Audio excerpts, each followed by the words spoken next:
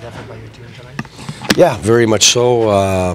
You know, we've had a real terrific buy-in for a while now, and I think tonight was a back-to-back for us. We came in late last night, but even more difficult I find is the 3 and 4s.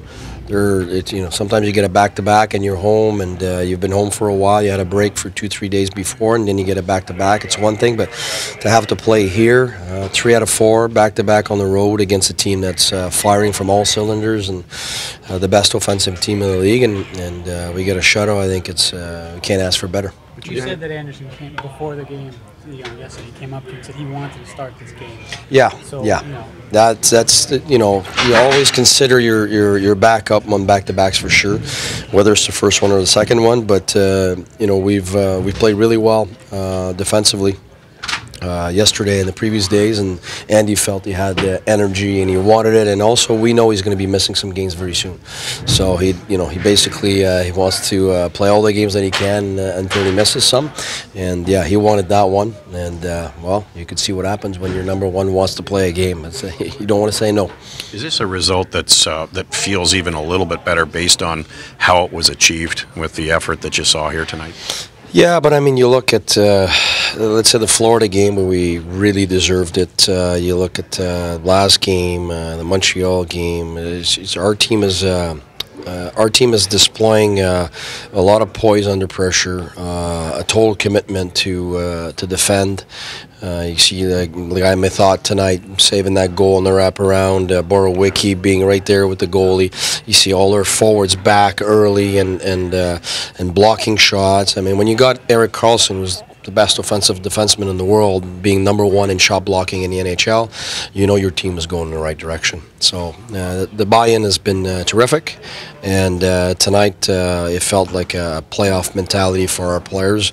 We're going, you know, playoffs are about being tired. Playoffs are about playing in rinks that are tough to play in, and you still got to perform, and that's what our players did tonight.